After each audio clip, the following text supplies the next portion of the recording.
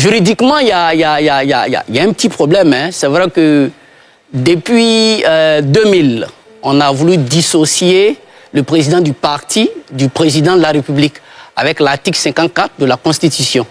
On a institué l'incompatibilité des deux postes. Mais avec la Constitution de 2016, je pense en son article 64, ça a été supprimé. Donc aujourd'hui en Côte d'Ivoire, le président de la République peut être président du parti.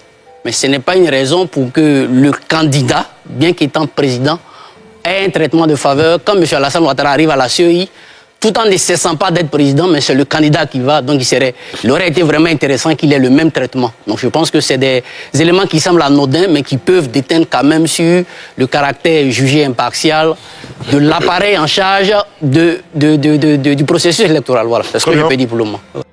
48 heures après le dépôt de leur dossier au siège de la CEI, commission électorale indépendante, les candidats à l'assaut du fauteuil présidentiel le 25 octobre prochain, provisoirement connus.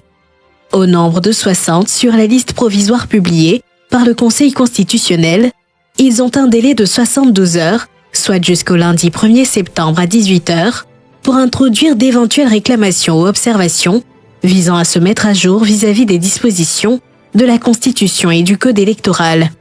Afrique décryptée.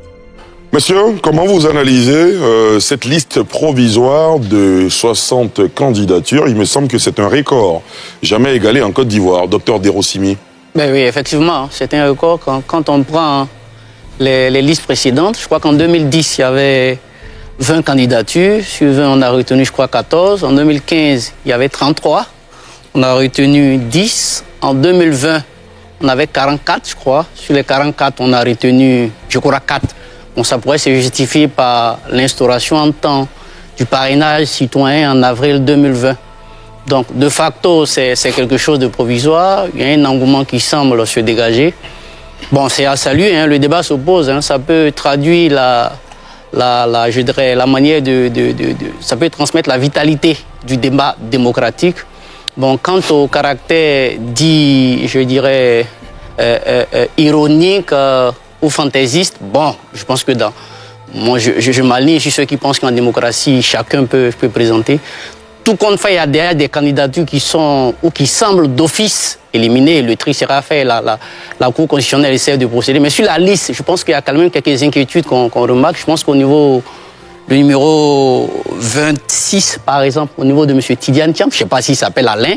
Voilà, c'est mis Alain. Au niveau de Mme Simone, je crois, sur le numéro 30, on a mis Simone Eivé épouse Laurent Gbagbo. Je ne suis pas expert en droit matrimonial, mais je ne sais pas si quand une femme divorce avec son époux, elle a toujours le nom.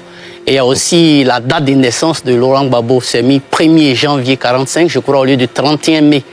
Je ne sais pas si ce sont des éléments qui rentrent en ligne de compte pour, comment vous appelez ça, les réclamations. Mais je pense que dans l'ensemble, avec le temps, on aura une vision un peu claire. Il y a la candidature du numéro 2, je crois, qui est né en 2001. Voilà. Déjà, il n'est pas en phase avec l'article 55 qui demande à ce qu'on ait 35 ans. Il y a aussi, je crois, Jean-François Kouassi, voilà, qui est né en 93, qui est sur la liste, je crois, à la 11e position. Donc le toilettage se fera progressivement, même si ce qui, moi, m'intrigue, c'est en amont. C'est-à-dire la démarche qui a été menée au niveau du dépôt des candidatures. On a l'impression qu'au niveau de la CEI qui a transmis, il y a eu un peu de traitement de faveur au niveau de la réception. Ben voilà, lorsque certains partis politiques partaient déposer leur dossier, il y avait tout un arsenal de restrictions qui a été posé quand ces restrictions-là ont été levées. Voilà. Au niveau de l'accès à la Cour, on a vu M. Cuibert apparaître lors de la déclaration de candidature du président Alassane Ouattara. Bon, juridiquement, il y a un petit problème. Hein. C'est vrai que depuis 2000, on a voulu dissocier le président du parti du président de la République avec l'article 54 de la Constitution.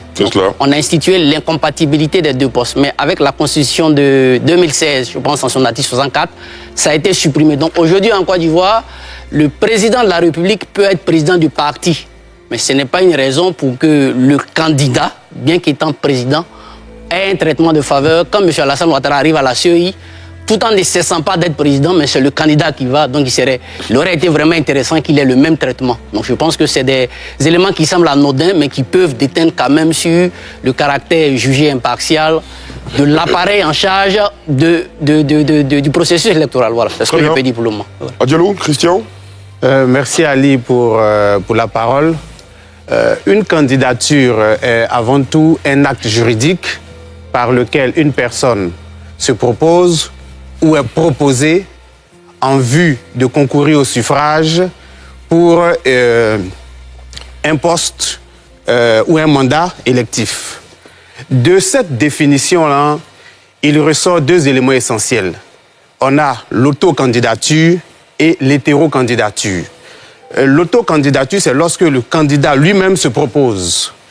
Et l'hétérocandidature, c'est lorsqu'il est porté par un groupement politique ou une association.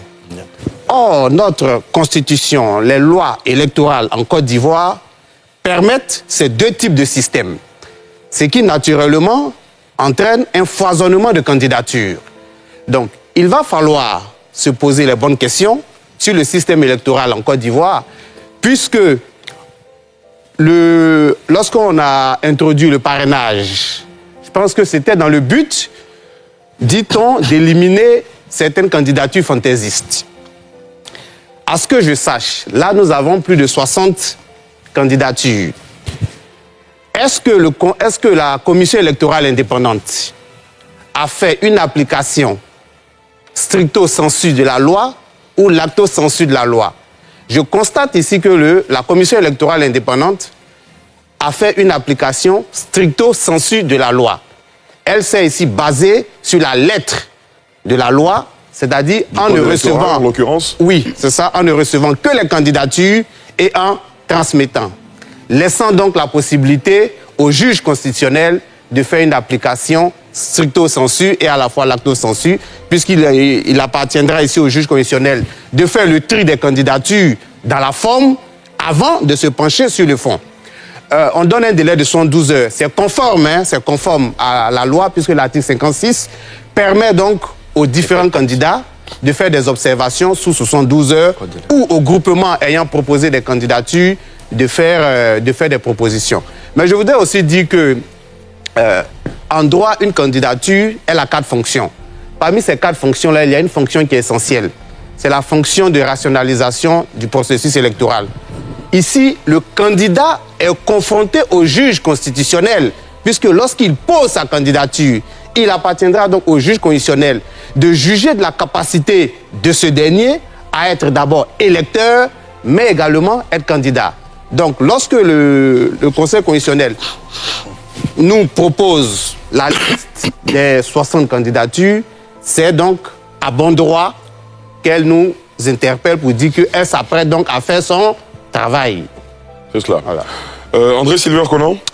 Alors, moi, j'aimerais préciser que ce sont des dossiers de candidature et non des candidatures. C'est ça. Et c'est pourquoi, justement, on parle de... Liste provisoire. Liste provisoire. Voilà. Donc, tout le monde aurait pu aller déposer des dossiers partiels ou complets ou incomplets à la CEI, quitte à ce que ce dossier soit validé par le Conseil constitutionnel ou non. Donc, pour l'instant, on est à 60 dossiers de candidature et non des candidatures. C'est le chiffre le plus important, effectivement, puisque même en remontant plus loin, en 2000, on était à 19 dossiers de candidature et 5 seulement, sauf erreur de ma part, avaient été retenus. Et donc, je crois que jusque-là, le plus grand nombre de candidats, c'est en 2010, avec, je crois, 14 candidats validés sur les 20 qui avaient été réceptionnés par la CEI. Contrairement à ce que j'ai lu sur les réseaux sociaux, les erreurs qui ont été constatées donc, sur la liste provisoire ne proviennent pas de la CEI. Il y avait la présidente du Conseil qui avait signé. Donc c'est un document du Conseil constitutionnel qui a été repris par la suite, mais qui dénote vraiment du laxisme de cette institution, parce que j'estime que à ce niveau de responsabilité, pour une liste aussi restreinte, pour un travail qui leur a été remis, il était loisible pour le Conseil constitutionnel d'être un peu plus rigoureux, un peu plus sérieux, en sortant une liste provisoire dénuée de toute cette scorie. Parce que même là encore, la date de naissance du président Laurent Gbagbo, il semble que sur son extrait de naissance, il semble que c'est en 1945. Mais en même temps, quand je prends la décision du Conseil constitutionnel, du même Conseil constitutionnel donc de 2015, c'est écrit 1er janvier 1945. Donc, entre-temps, bien sûr, il y a eu un décret présidentiel demandant donc que tous ceux qui sont nés soient considérés comme nés à partir du 1er janvier. Mais je pense que le Conseil devrait rendre ça un peu plus concordant pour ne pas donner matière à spéculation. De même, je pense que concernant le président Alassane Ouattara, c'est un peu complexe, pour ne pas citer un mot que bien de personnes connaissent en matière pendant cette période électorale. Le président Gbagbo a dit en 2010, je suis 100% candidat et 100% président. Et là encore, pendant cette période, il n'y avait pas la constitution qui avait été remaniée pour faire du président de la République un président de parti. Donc c'est un peu difficile en matière surtout de sécurité et tout cela, de considérer un président sortant comme un candidat en griffe banal. Mais je pense que tout cela, ce n'est pas vraiment de nature à influencer les dossiers qui ont été déposés et pour lesquels on attend justement la validation du Conseil constitutionnel. Toutefois, j'ai eu un petit regret de ne pas voir sur cette liste Dr Ousmane Camara, voilà, celui qui avait porté plainte contre le président Alassane Ouattara, déniant sa nationalité. Rappelez-vous, c'était en juillet 2025. Oui, il avait prétendu, sans qu'on ait vu cela, qu'il avait saisi le Conseil constitutionnel pour attaquer donc la nationalité du président Alassane Ouattara. Malheureusement, j'ai cherché sur les 60 candidats, j'ai pas vu son nom. Je pense que c'était l'occasion pour lui de poser réellement le problème, puisque opportunément la loi lui donne l'occasion de contester justement ce qu'il voulait contester à ce moment-là. John Bateau? Oui, je crois qu'on a fait un peu le tour. C'est un chiffre record. On a vu quelques débats sur certains de nos compatriotes qui estimaient qu'il y avait des candidats fantaisistes. Mais c'est le jeu. À partir du moment où, avant justement cette série de dépôts de dossiers, il y a eu un débat dans l'opinion pour dénier, peut-être à raison, à la commission électorale indépendante, la qualité ou la capacité de faire le tri. Bien entendu, mon voisin de droite a parlé de application stricte sensu de la loi. On ne peut que s'en réjouir. Donc la commission électorale a fait son travail, qui est de réceptionner. Mais au-delà, je pense que ça a mis aussi, ça crée quand même une bonne petite ambiance dans ce processus électoral qui tendait à se tendre de plus en plus. On a vu les Ivoiriens de toutes les situations sociales, voilà, venir faire acte de candidature. Ça nous a permis quand même de découvrir de nouveaux visages. Et je crois que l'élection présidentielle, c'est à cela. C'est à cela. Et moi, j'ai plutôt pris ça très bien. Je trouve que c'est une occasion, ça arrive tous les 5 ans, c'est l'occasion pour les Ivoiriens qui estiment pouvoir diriger ce pays de le faire. Après, bien entendu, comme tout le monde l'a dit, le juge constitutionnel qui est le juge électoral en matière donc d'élection présidentielle, va faire son travail et je crois qu'ils le feront bien et qu'on aura la liste définitive des candidats qui auront respecté toutes les dispositions et de la Constitution et du code électoral. Docteur Deroux a évoqué le fait que le président de la CEI soit venu accueillir le président de la République. Je crois que c'est ça qu'on l'a vu au moment où il vient accueillir le président de la République, et peut-être le raccompagner même. Mais je trouve que quand même la bienséance de la République veut que le respect quand même des institutions de la République veut que le chef de l'État, même s'il est candidat, il est quand même chef d'État en fonction, quelqu'un l'a dit. Mais je précise aussi qu'avant le président Laurent Gbagbo, désolé, le président Alassane Ouattara, le président de la CEI avait reçu à son bureau tous les candidats, j'allais dire d'un certain niveau. Il avait reçu Mme Simone Gbagbo à son bureau, il avait reçu le ministre Jean-Luc Biot à son bureau, il avait reçu le président Finguessan à son bureau, il avait reçu même le représentant du docteur Awa Dombelo à son bureau, avant de le laisser aller rencontrer les secrétaires permanents qui recevaient les dossiers. Bon, s'il a pris la peine de recevoir ces personnalités, on peut quand même lui concéder qu'il vienne accueillir le chef de l'État et le recevoir brièvement à ses bureaux avant de le laisser aller déposer ses dossiers. Et je trouve que le débat est à un autre niveau. Il faut peut-être qu'on laisse un peu la CEI respirer. Hein. On a trop reproché toutes choses à la CEI. Dieu merci, ceux-mêmes qui ont vilipendé la CEI se sont retrouvés là-bas sans honte aucune. Moi, je m'en réjouis, hein, mais ils se sont retrouvés sans honte aucune à déposer leur dossier. Certains même ont tenté de se justifier en disant que, bon, on vous a insulté, mais comme on l'a obligé, on vient. Bon, ils devaient présenter des excuses, simplement. On leur aurait pardonné. Voilà, leur incohérence. Mais c'est pas grave. Tout ça fait partie du processus et du débat démocratique.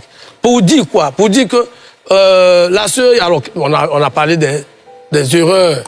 Bon, c'est pour ça que la loi leur donne 72 heures pour corriger. Tout cela est bien prévu par le législateur. Mais je peux assurer, parce que j'ai pu entrer en contact avec les services de la commission électorale, ces fautes ne viennent pas de la CEI. Est-ce qu'elles sont du Conseil constitutionnel? On verra. Dans tous les cas. La CEI, c'est le Conseil constitutionnel. Bon, on verra. Est-ce que ce ne sont pas les documents qui ont été écrits? Parce qu'on ne peut pas dire d'emblée que c'est le Conseil constitutionnel. Oui. Parce que quelqu'un peut avoir écrit des noms, on n'en sait rien. La CEI, puisqu'elle n'avait rien à toucher, a transmis. On voit qu'il y a des noms qui surprennent. Madame Gbagbo, Madame Simone épouse Gbagbo. On verra. Si ce n'est pas son nom exact, elle ira dire au Conseil constitutionnel, ils corrigeront. Si M. Tidjane Thiam n'a pas de Alain sur son nom, bon, on corrigera. Je crois que ce n'est pas trop important. Ce qui est important aujourd'hui, c'est que nous puissions avoir très rapidement la liste des candidats et que la campagne s'ouvre. Pour qu'on sache ce que chacun a dans le ventre. Qu'on voit enfin un débat s'ouvrir sur le fond. Que le président sortant, qui a bien entendu un bilan à défendre son bilan, que ceux qui veulent lui ravir son poste proposent leur projet à notre pays et que ce débat-là, on puisse y participer pour qu'au final, on puisse avoir un président de la République qui soit à la hauteur des ambitions de notre pays. Quand j'ai une question pour vous sur le débat de fond, laissez Arthur Banga réagir déjà sur ce premier tour de table. Non, mais tu peux poser la question. Allez-y. Ok, d'accord. D'abord, mes excuses pour mon léger retard. Oui, pas de problème. D'accord. Est-ce que c'est bon, d'abord, moi, ceux qui disent le nombre, comme André l'a dit, hein, c'est pas des candidats encore. C'est des dossiers de candidature. Des candidats à la candidature. Voilà, des candidats à la candidature. Et tout le monde sait qu'il y a des gens qui ne seront pas retenus. On voit des gens qui ont moins de 35 ans. Hein. John Kwasi, on voit des gens qui ne sont pas électeurs. Thiam et Laurent Gbagbo, on voit plein de choses. Donc on sait que on ne sera pas, si les 60, on n'aura même pas une dizaine hein, qui seront candidats, voire moins que ça, 5, 6. On a l'impression d'entendre parler quelqu'un du Conseil. Ouais. Non, non, on n'a pas besoin d'être du Conseil pour savoir que Gbagbo ne sera pas sur la liste. On n'a pas besoin d'être du Conseil pour savoir que ceux qui n'ont pas 35 ans ne seront pas sur la liste. On n'a pas besoin d'être du Conseil pour que Thiam ne sera pas sur la liste. Nous tous, on sait. Donc pour vous, après le tri, il y aura une dizaine. Les premiers qui savent, c'est eux-mêmes. Maintenant, dans ça, je suis d'accord avec toi, il y a certains qui ont eu une démarche politique. Il y a du folklorique, hein. Il y a du folklorique, certains qui sont revenus avec la même chemise qu'il y a 5 ans. Il y en a peut-être qui avaient besoin de prendre une petite photo au quartier pour se faire voir. Ben, oui, ben, à côté, il y a des messages politiques. Je pense que moi, il y a 3 messages politiques que je dénote. Les 2 premiers messages politiques, c'est ceux de Thiam et de Laurent Gbagbo, qui pertinemment savent qu'ils ne seront pas retenus, mais qui viennent quand même pour essayer de continuer de plaider le cas ou de forcer. Là, on entend un débat, constitution contre code électoral, tout ceci qui est politique. Mais il y a un autre qui a été très politique, dont on ne parle pas beaucoup, c'est Dabé, qui a moins de 35 ans, mais qui assume sa candidature, parce que pour lui, et je suis tout à fait d'accord avec lui, autant moi je suis contre la limitation d'âge dans le sens maximum, et pour lui, il faut permettre à tout citoyen d'être candidat. Pourquoi on empêche des citoyens d'être candidats par leur âge? Si à 18 ans on est citoyen, à 18 ans on doit être candidat. Donc lui, c'est un message politique. Autre message politique, c'était plutôt une petite démonstration de force, je pense, du RHDP. Je pense qu'ils n'ont pas trop avalé les dernières mobilisations de l'opposition à Yopougon, donc ils ont voulu sortir un peu les muscles pour rappeler un peu qu'ils sont encore là. Et ils ont eu l'occasion là pour montrer. Donc ça, je pense que c'est un dépôt politique, le fait d'avoir cette mobilisation spontanée ou pas, mais bon, on verra. Mais pour rappeler un peu qu'ils sont encore présents. Et ouais, je pense qu'ils ont démontré qu'ils ont encore cette force de mobilisation dans la rue. Il y a donc ces messages politiques. Il y a des messages quelque peu folkloriques qu'on a vus. Il y a des points d'interrogation par rapport au parrainage, parce que on ne sait pas trop. En fait, c'est le candidat qui sait le parrainage qu'il a déposé, donc il y a encore de gros points d'interrogation sur des personnalités comme Simone Gbagbo, comme Awa Domelo. Ils ont pu avoir le parrainage, ouais, on se pose encore des questions.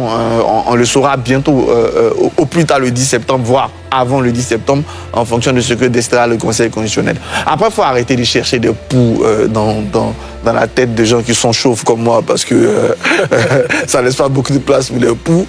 Est-ce que le président devait être accueilli? J'ai vu la photo dont il passait, une photo où on aperçoit Cubain quelque part là-bas, mais bon, je pense que ce n'est pas des choses qui sont de nature à jeter le discrédit sur le processus. Enfin, si on a autant de candidatures, ça doit poser à la réflexion.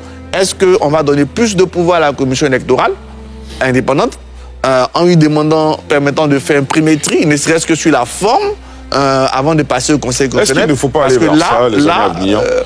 Laisse se comporter comme une véritable boîte à lettres. Mais je pense que les gens comme ça lui font une petite pression quand même.